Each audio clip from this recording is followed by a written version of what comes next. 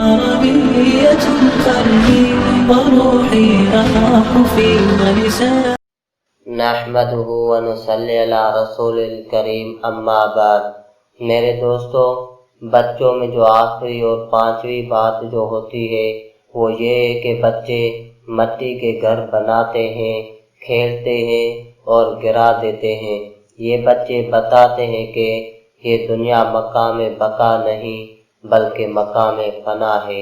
یہ گھر، یہ بڑے بڑے بنگلے، بڑی بڑی گاڑیاں سب فنا ہو جائیں گی۔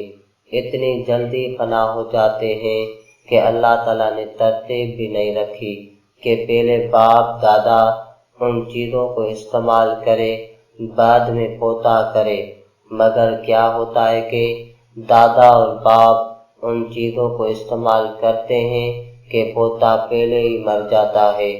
اس کے لیے سب کچھ دادا اور باپ سے پہلے ہی فنا ہو جاتا ہے۔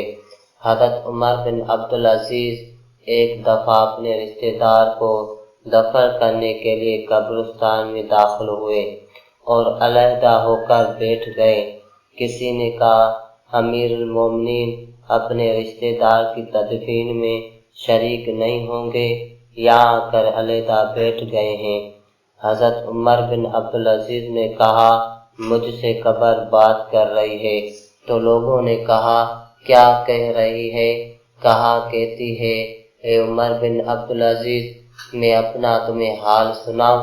میں نے کہا ہاں سناؤ۔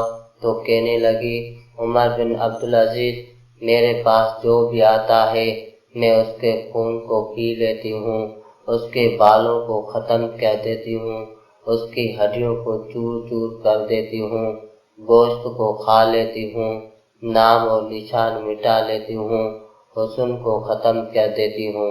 عمر بن عبدالعزیز نے جب یہ باتیں سنی تو رو کر کہنے لگا کہ دنیا کا سامان تھوڑا ہے اور دھوکہ بڑا ہے، اور رونے لگ گئے۔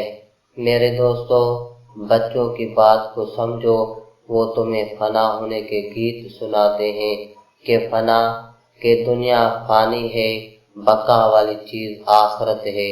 اللہ تعالیٰ سے دعا ہے ہمیں عمل کرنے کی توفیق عطا فرمائے۔ وما توفیقی الا باللہ۔